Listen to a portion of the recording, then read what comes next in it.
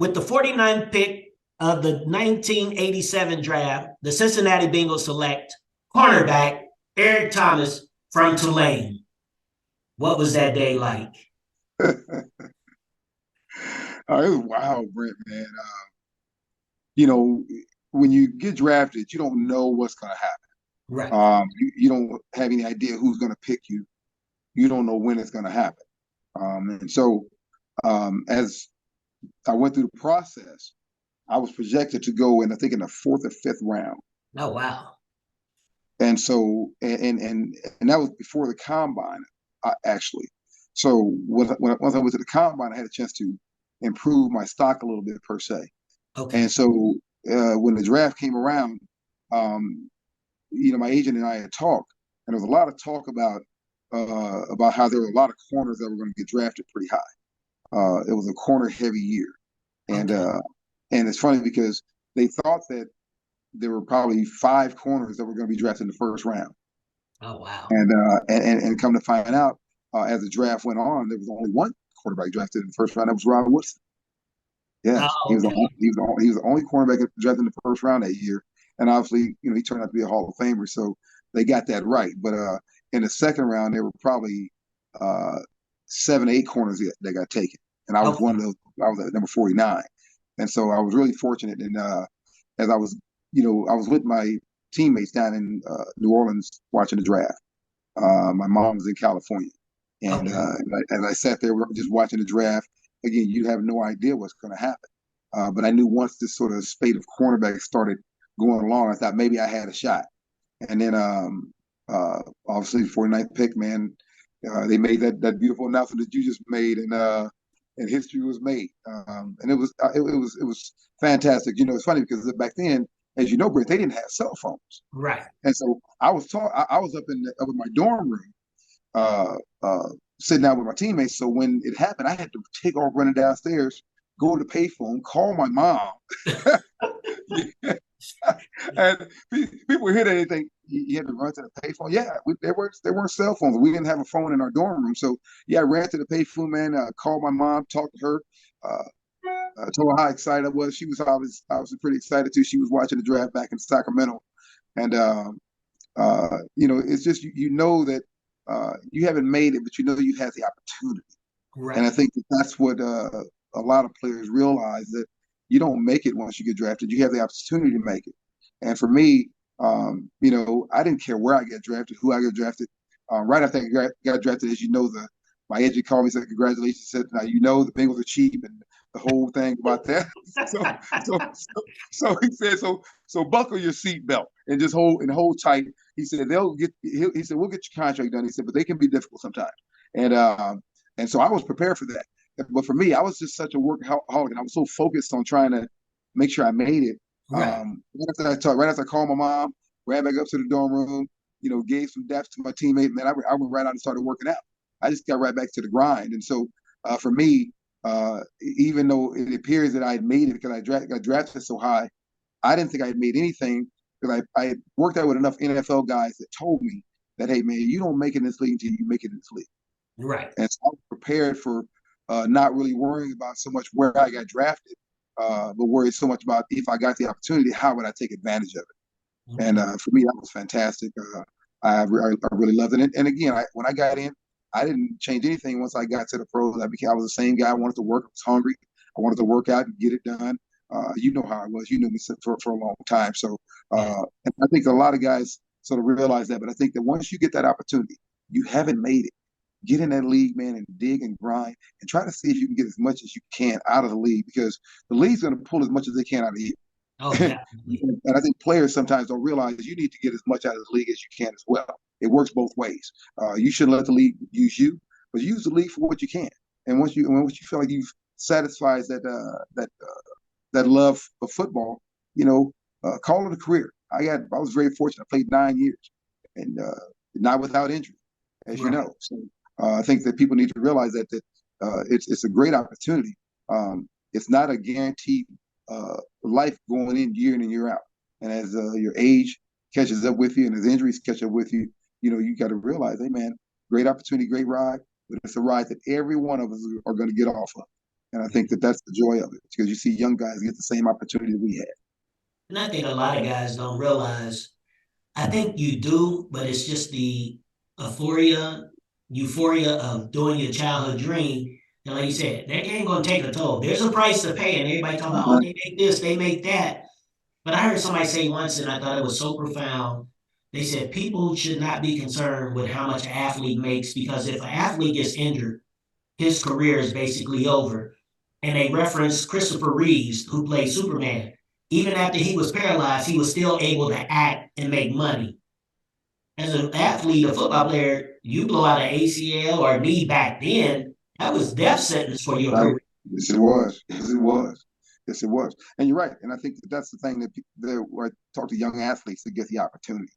I said, hey, man, take it because and work at it. Don't take it for granted because they got other guys that didn't get drafted high that want it just as bad. And those guys are going to get that opportunity.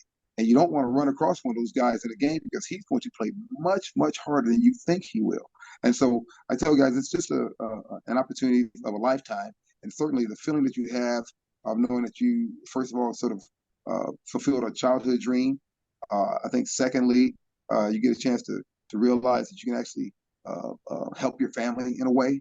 Mhm. And I think, thirdly, you get a chance to say, you know what, this is something that's unique and it's special because when you think about it, there's only been what maybe 25,000 guys ever played in the National Football League. Yeah. And when you think about this league being around over 100 years, that's not a lot of guys. No, Uh, not at it, all.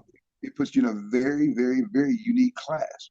And I think the guys, I know guys my age, we realize it because we talk about it all the time. And I just hope that the younger guys, younger generation appreciates it as well.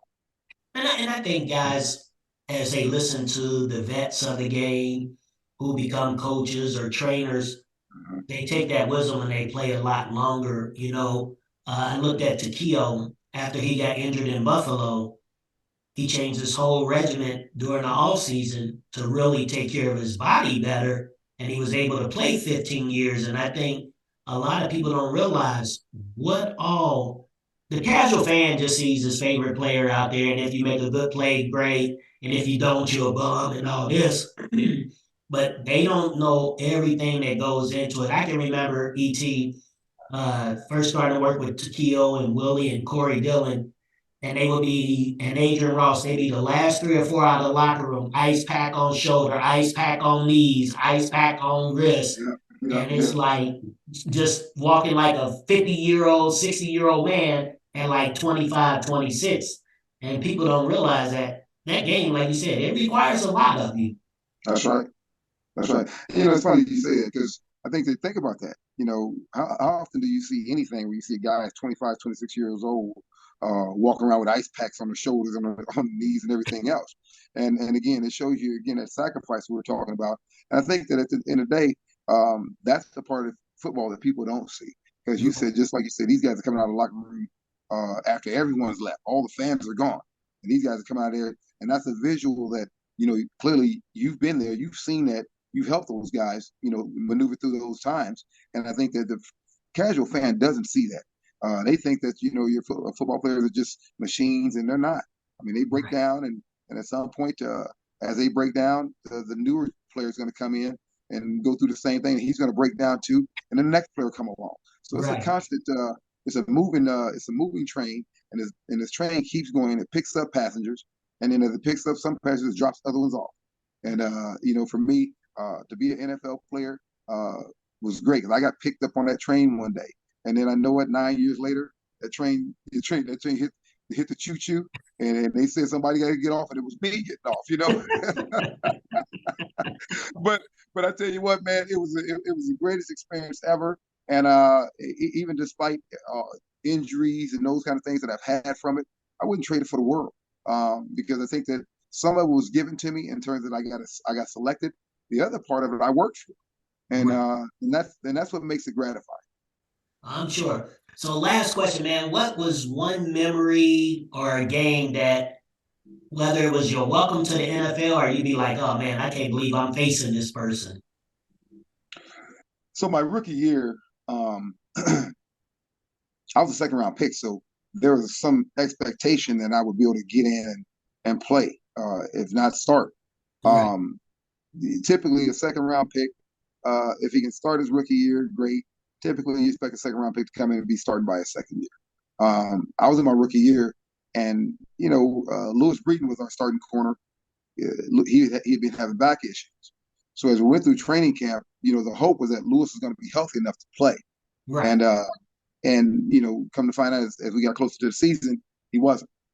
And so that sort of pressed me into some sort of active duty because my rookie year, the only thing I was playing was slot corner. I would come in on third down, play slot corner. After third down, I'm back on the sideline. Right. And then all of a sudden, Louis can't play. Ray Horton was a very good slot corner, but he was an outside corner. And Lewis played outside corner, and they needed me to get out there and play. Right. And so my second game, my rookie year, we play against the great Jerry Rice. Oh, wow. And it was a game where the 49ers and Bill Walsh is very very smart coach. They look up and they see a Hall of Famer, future Hall of Famer going against the rookie, Jerry Rice going against me. And so their intent was to try to see if they can attack the rookie corner. Right. And they did. And they had a little bit of success early in the game. I think he caught one or two balls on me. Not anything, not deep balls, but just right. Maybe a slant route. He caught him maybe a little 12-yard square in.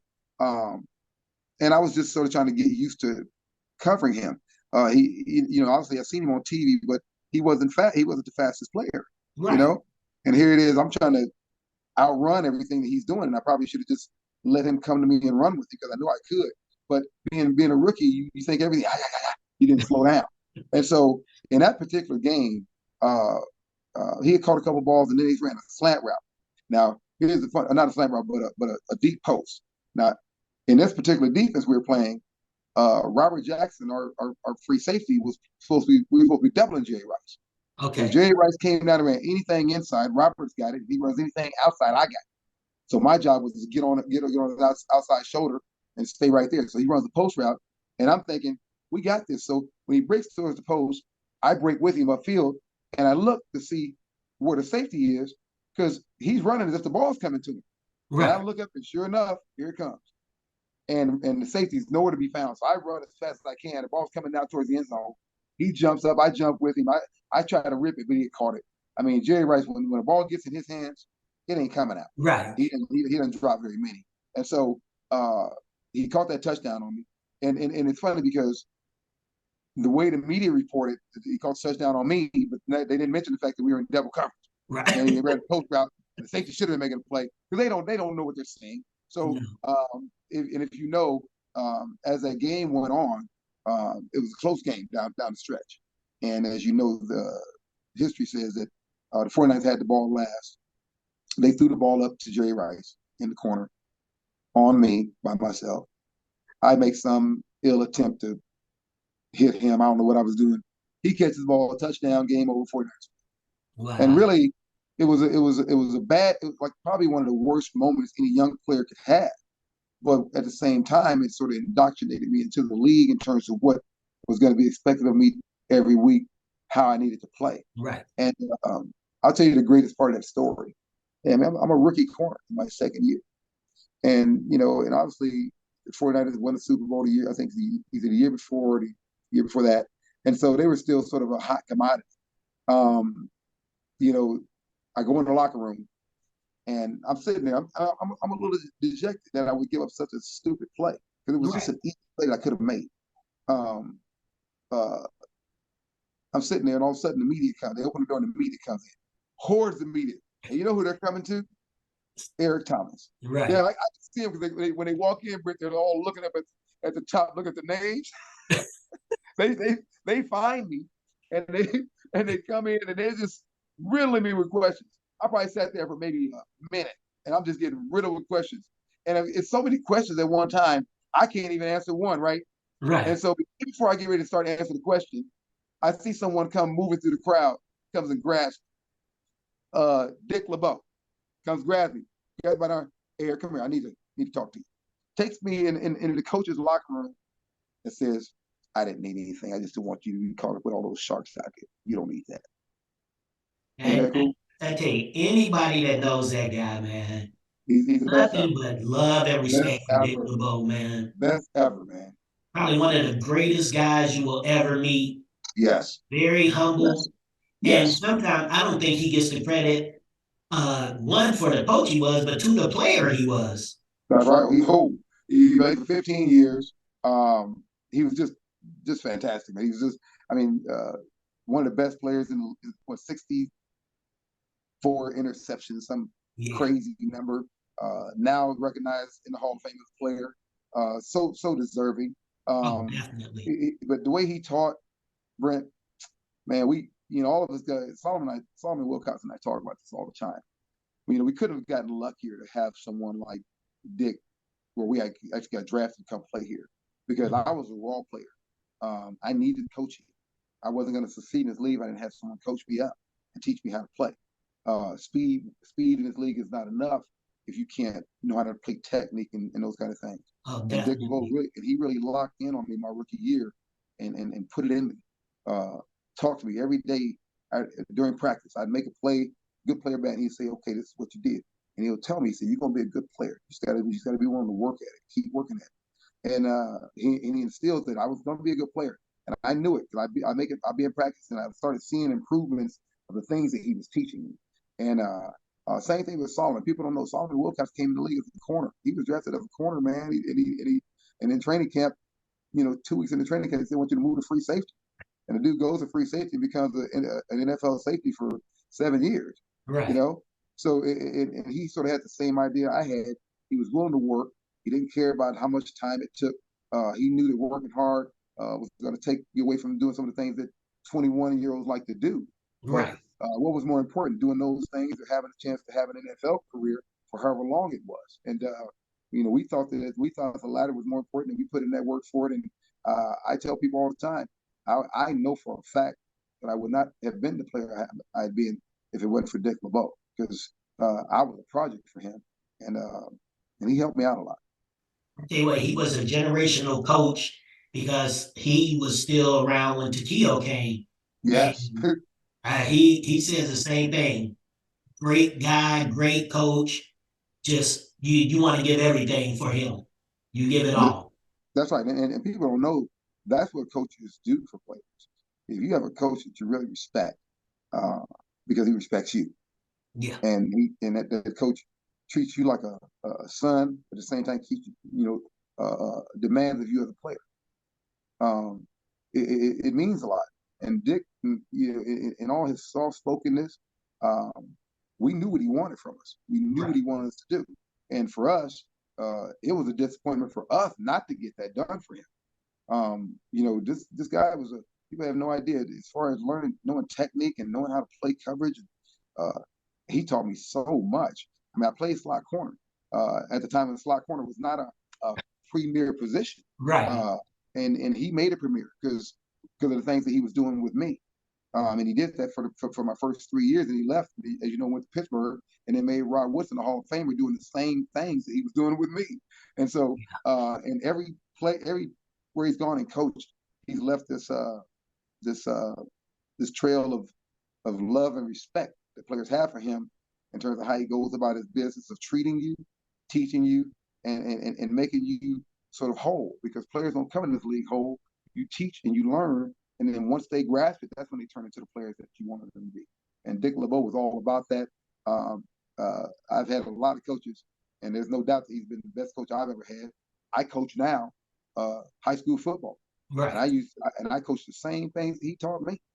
I got some high school kids that are getting top notch teaching here, because when I tell you I'm teaching them the same exact things about technique, about eyes, about patience, about all this kind of stuff. Because you have to learn to be a good player, and not just at the pro level, but now these things can be taught at the high school level. Because what Dick was teaching us could be taught at the high school level because it was Right. plain enough to understand, and it wasn't complicated. And I think my kids that coach that played me the last several years have had a chance to realize that. And to me, that's what this is all about. So I took what Dick gave me, and I really appreciate what he gave me, because now I can take that and give that to some other young men. And to me, there's no better way pass it forward than to do it like that. Oh, definitely to lay a great foundation. Well, man, always a pleasure catching up and chopping it up with No you. doubt, And, no doubt, no doubt. hearing that wisdom you got to drop, I greatly appreciate it. Man, I love your show, man. I look, I sit on Facebook. I said, look at my baby boy doing his thing. I'm loving it. I said, the Millers always find ways to do things. That's just as part of the Miller thing, you know. Hey, you got to see that next generation with Kendall and Kayla up too. Oh So, my God! I know they're gonna do it. I know mom and daddy. They're gonna do oh it. yeah. Well, man, appreciate you and much love. And No doubt, no doubt. we'll have to do a full episode with ET and just pick your brain some more. Boy, I got a lot of picking, man. A lot of picking over here. A lot of picking, baby. Hey, I know from fitness to just education to track That's right. to That's football. right. So we'll have to dig into all some of that vault up there and see what all's Let, up in there. let's do it sometime, brother. I'd love to do it. All right, ET. Love you, man. Well, thanks, Brent. All right, All later. right.